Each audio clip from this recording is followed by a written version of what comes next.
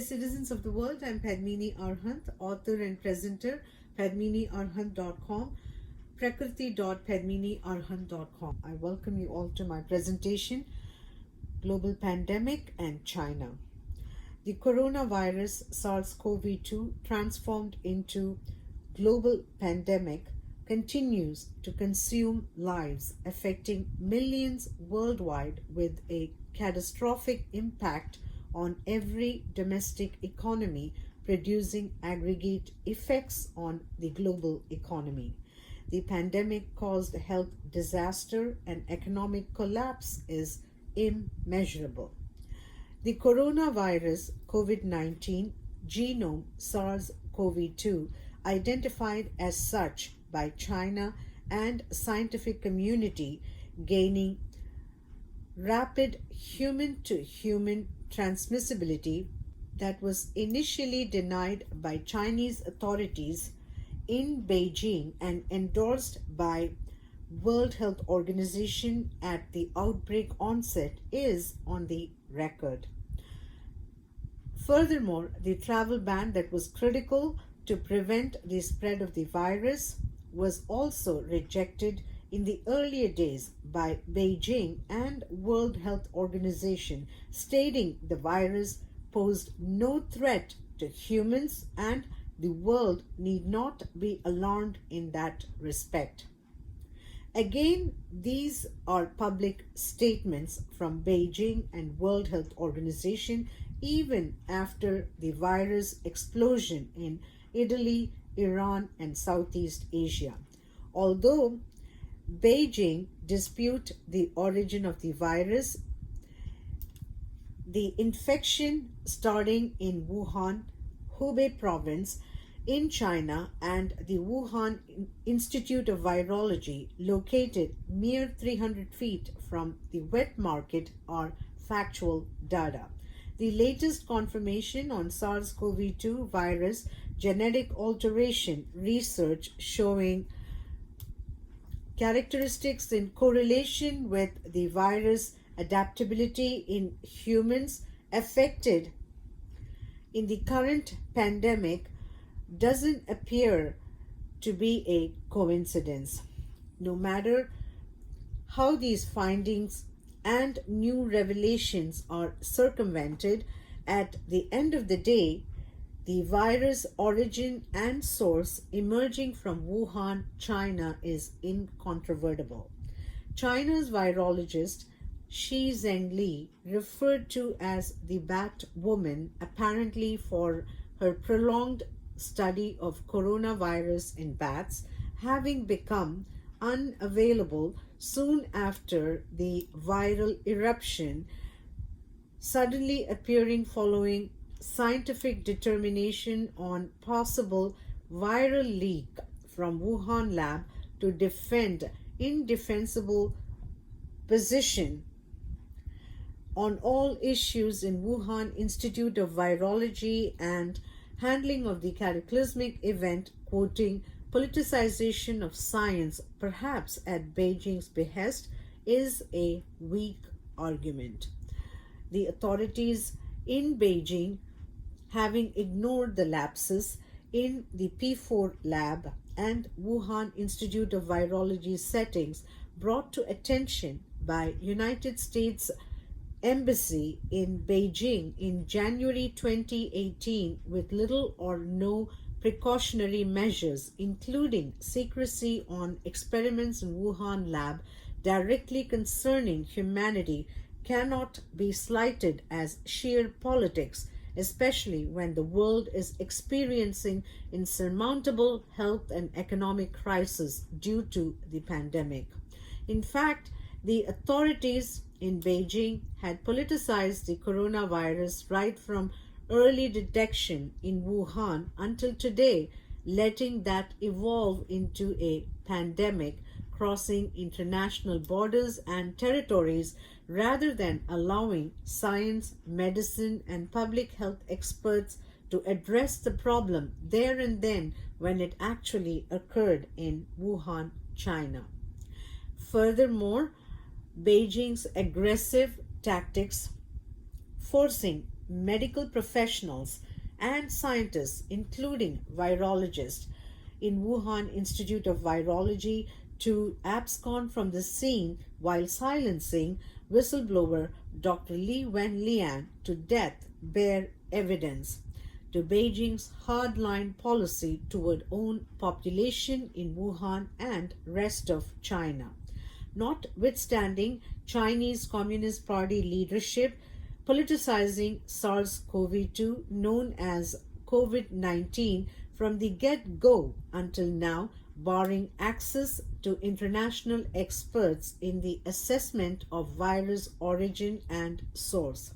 There is no doubt that collaborators on experiments conducted in Wuhan lab, facilitated and funded by those in Europe, United States and other Western nations with fair knowledge about China's political system, granting carte blanche authority to China's leadership without proper oversight in place on the operation, methods, and various undertakings in Wuhan Institute of Virology share responsibility for wresting decisions exclusively to China.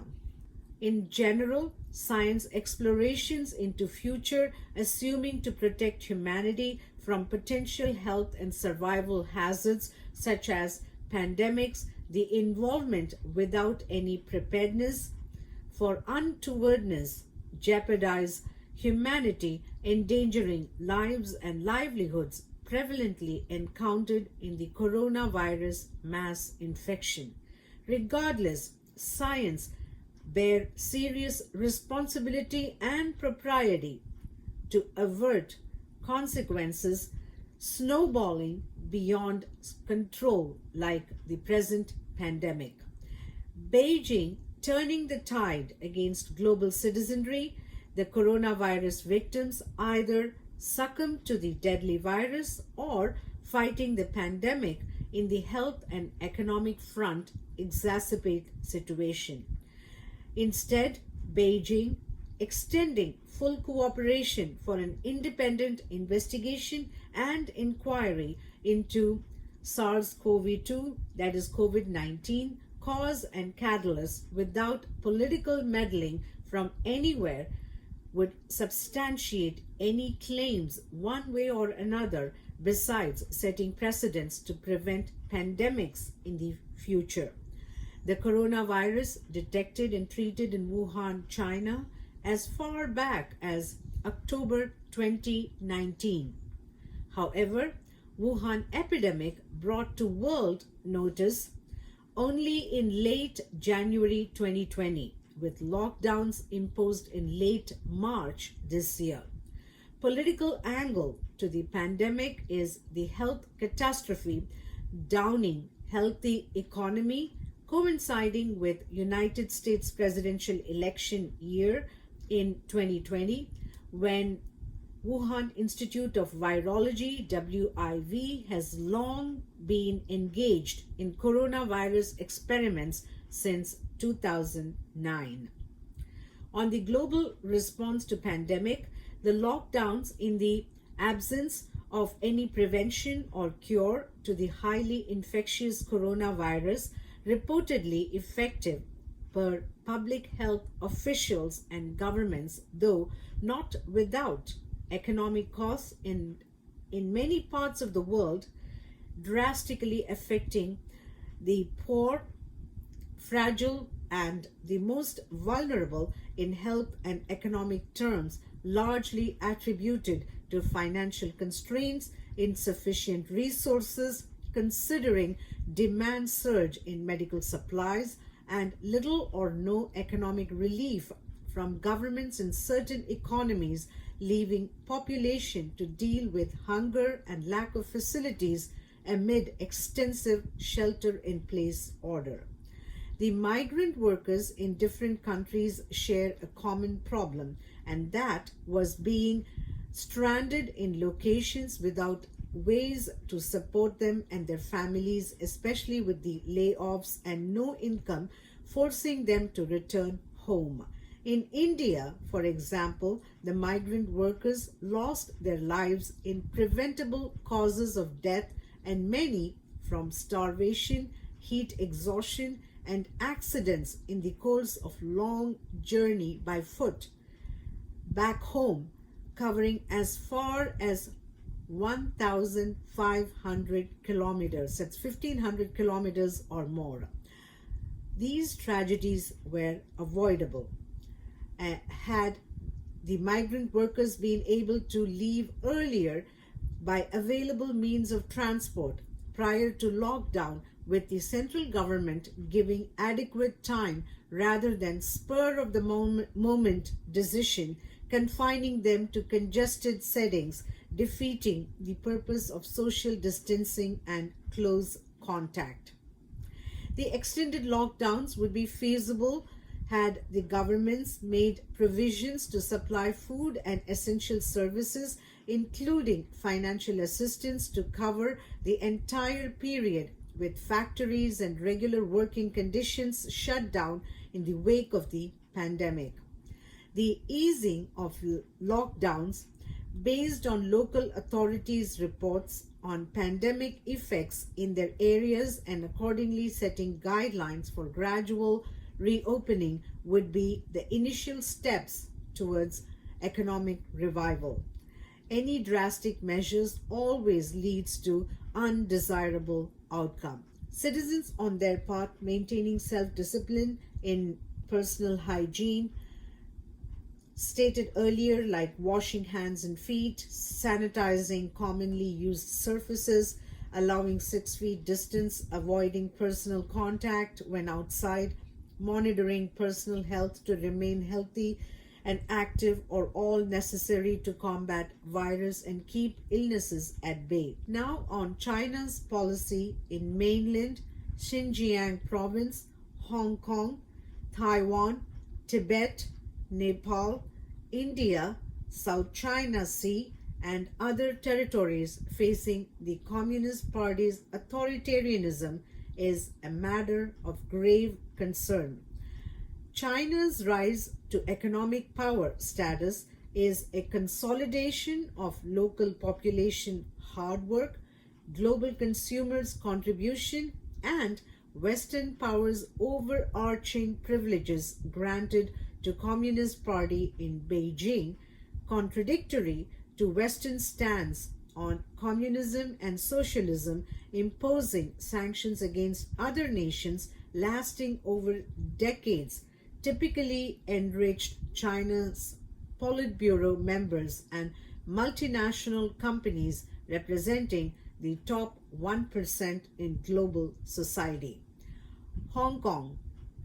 Beijing agreed to Hong Kong's autonomy under one country, two systems, recognizing the island as an independent territory with own legislative assembly, rule of law, judiciary, trade and economic relations with the rest of the world, including China, on autonomous basis until now. China's broken promise in the introduction of national security law defining pro-democracy movement as extremism and going further in labeling any future attempts on democratic rights as terrorism and sedition is clear human rights violation for a nation presiding over the same issues from other parts of the world as a permanent member of United Nations Security Council with veto power.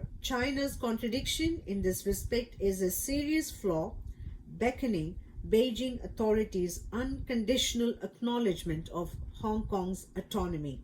China honoring the residents' democratic rights is the path to peaceful resolution on Hong Kong independence. Similarly, in mainland and Xinjiang province, China, Beijing's crackdown on non-violent political dissidents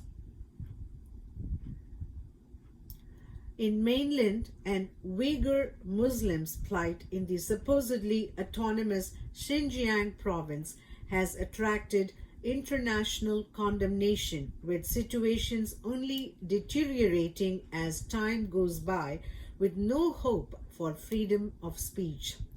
In Uyghur Muslims' case, the internment camps enduring torture and all sorts of abuse, denying foreign press any access to view their conditions in isolation, tarnish China's image. The fundamental changes beginning with individual rights, political freedom, freedom of press, and other basic human rights in every aspect are imperative for real progress in China. Taiwan.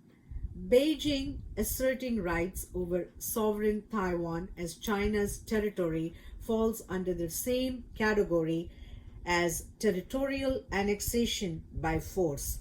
Taiwan is an independent nation with democratically elected leadership, President Tsai Ing-wen having been re-elected to second term in office. Taiwan's status as a free democratic state is a long-standing position that cannot be subverted under threat or political intrusion. Tibet, the Buddhist nation, though regarded an autonomous region under China, the reality is otherwise. Tibet was once an independent nation that was aggressively invaded and taken over by neighboring China. Tibet has an elected government in exile, formally referred to as Central Tibetan Administration (CTA), headed by President Lobsang Sangay, the lawful democratic government body to govern Tibet. Beijing's claim on Tibet is inexplicable. Tibet independence from China is quintessential for the latter's interpretation of autonomy with sovereign statehood. Tibet was a free country. Ever since occupation in 1959, the Tibetan population are subject to enormous suffering, with culture and civilization completely wiped out under China. Time for Tibet liberation from People Liberation Army (PLA) and Beijing's control in China, ending the decades-old sovereign subjugation. Nepal, the proud Himalayan nation at the foothills of the highest peak, Mount Everest, the heavenly abode of God Shiva, with Lumbini, the birthplace of Lord Gautam Buddha, is unfortunately landlocked between China and India. Nepal is compelled to contend with wanton skirmishes and territorial seizures, considering authoritarian leaderships in both China and India sharing common aspirations, especially towards neighbors regarded weak and vulnerable. Nonetheless, Nepal possesses abilities to deal with challenges in the shadow of holy heritage, the majestic Himalayan premise. India, China having previously annexed approximately 38,000 square kilometers Aksai chain in Ladakh and reportedly entered the region across the line of control LAC recently, surrounding India in all directions from west in Ladakh, north and northeast, namely Arunachal Pradesh, Sikkim and Assam, and in south, reports confirm China having seized the island strip in Indian territory of Maldives in Indian Ocean, pouring millions of pounds sand in preparation for submarine base or significant encroachment and invasion of foreign land, in this instance, India. China and India have been drawn into warfare earlier in 1962 and 1967 and were at the brink of escalation in Doklam border standoff near Bhutan in 2017. These incursions and invasions characterize China's hegemony against nuclear India and other neighbors in the region. In other security issues related to India, China's empathy to Pakistan based terror networks extended when China was the only country among the 15-member UNSC, United Nations Security Council, to have opposed the ban on Jaish-e-Mohammed, the terror network based in Pakistan. Jaish-e-Mohammed chief Masood Azhar, despite the terror group's terrorism against India. China carried out these activities while Indian Prime Minister Narendra Modi hosted the Chinese Premier Xi Jinping on several occasions, reminiscent of Gujarat days when the former Chief Minister entertained Chinese investments in Gujarat and all over India upon assuming office as Prime Minister. India's trade deficit with China is reportedly $57.4 billion per public data, given opaqueness on both sides of the government in revealing the latest figure. India's earlier trade surplus, $3.9 billion against Hong Kong, reversed into $2.7 billion trade deficit in 2018 following Chinese President Xi Jinping's visits to India.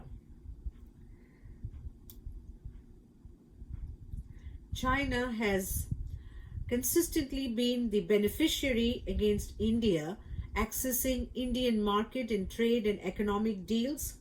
In return, India received China's military interventions via troops deployment covering all sides of the Indian territory. Additionally, China's overt and covert operations in northeastern states, luring Indian citizens to Beijing's economic incentives laden with political agenda, are some of many omissions on the Indian government oversight. Chinese leadership's decision on immediate withdrawal of troops, artillery, and military assets from the current positions within, near, and around India is paramount and remains the determining factor for China's recovery from internal economic turmoil, pandemic containment, and political turbulence in Communist Party Politburo. China has the opportunity to alleviate unnecessary tensions with India. The two nations, as ancient civilizations, has much to benefit from each other in mutual growth and development that inarguably requires trust and reliable partnership without any surprises such as the ongoing border intrusion and military posturing in the Himalayas and across Indian boundary in the region. The elephant and dragon dance is possible. Upon the dragon, the mythical character in ancient legend, renounce emitting fire, endangering self and all around. On the contrary, the elephant, existing since time immemorial, worshipped in Hindu, Buddhist religion and offshoots, proved priceless in living and beyond for many attributes, is testimony to peaceful coexistence in the habitat. Now, South China Sea. The increased clashes in international waters between China and ASEAN countries, namely Vietnam, after the Vietnamese fishing boat drowning linked to China's interception, Malaysia reportedly confronted by China in near Malaysian oil rig facility, Philippines intimidated by China restricting local fishing and availing marine resources in archipelago. Japan has long-standing territorial dispute with China over what Japan calls Senkaku Islands, and China refers to that island as Diaoyu, respectively.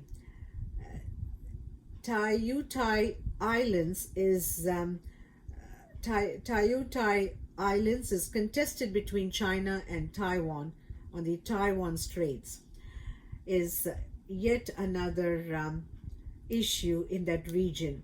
Needless to say, United States patrol in South China Sea unwelcome and perceived as interference by China in the overall international collision in Asian waters. The nations worldwide burdened with pandemic originating in Wuhan, China, enforcing economic shutdown has inflicted phenomenal losses that are irreversible in terms of fatalities, a staggering 388,000 and still rising, and 6.6 million affected right now from the deadly virus cannot be written off as a benign incident. The pandemic generated humongous economic liabilities, depriving billions from livelihoods and driving businesses into insolvency is historic and expected to prolong over a period of time until economic revival and sustainability. The global citizens, as prime consumers of made in China goods and services, are naturally frustrated and feel betrayed by Beijing and World Health Organization's joint lapses and malfeasance in withholding facts and numbers on the virus victims at the start of the pandemic. Beijing might succeed in winning favors from certain governments, organizations, multinational companies, and those willing to appease Chinese leaderships at any level. The average citizens, as retail buyers buying goods manufactured in China, instrumental in China's economic empowerment, hold the key to Beijing's present and future. Hence, China's political, economic, strategic, military, and social transformation conforming to individual freedom, free speech, free press, civil rights, democratic system, open free society within China towards own people and Hong Kong citizens aspiring democratic values with self-governance, independent Taiwan, Xinjiang province, Tibet, and all others enunciated above in South and Southeast Asia, South Pacific, and rest of the world are no longer a choice but an obligation to rebuild China and the global economy. China's seismic shift in political and strategic evolution, accepting democracy, respecting human rights, neighbors' sovereignty, territorial integrity, and above all, transparency and trustworthiness in all dealings is the only way forward to earn global citizens' confidence and approval. China's economic prosperity, ascribed to free market enterprise in the global economy, venturing into mainland, invigorated meteoric rise. The political and strategic reforms in China's system is long overdue for positive exchange in relations severely compromised in Beijing's rattled response to COVID-19 and economic ramifications. Beijing's reconciliation and rapprochement with India and neighbors in South China Sea would renew ties, boosting economic progress amongst all. China's engagement with United States and Western powers is a complex relationship. China, positioned as a major creditor, financing and servicing Western economies. The trade war with United States alongside China as the manufacturing hub for United States mega corporations is an interdependent economic chain link with lingering mistrust, overwhelming at certain times, like currency manipulation to gain export advantage and leverage foreign currency reserves, and at present the coronavirus corroded the benefit of doubt against China. United States' recent steps against China are motivated by the latter's inconsistency in meeting expectations with inherent deficiencies in mutual cooperation and understanding on many issues from economic strengths to intellectual property rights that are contentious, requiring considerable revisions and renewed measures for a fresh, dependable, transparent trade alliance. In conclusion, China's awakening to 21st century reality, represented by generation within the country, Xinjiang province, neighboring Hong Kong, Tibet, and Taiwan for independence, leading to a democratic society with freedom, political rights, individual liberty to elect government through ballots, not bullets, individual liberty to elect government through ballots, not bullets, honoring the will and wishes of nations seeking respect for their sovereignty and territorial integrity, abandoning hostility for harmony with all nations in the region and worldwide is the only way possible to establish meaningful and universally acceptable transition that guarantees trust, peace, and fulfillment on obligations and commitments. With that, the topic comes to conclusion. I am Padmini Arhant, author and presenter, padminiarhant.com and prakriti.padminiarhant.com. I appreciate your attention and interest. I also thank you all for your patience. Thank you.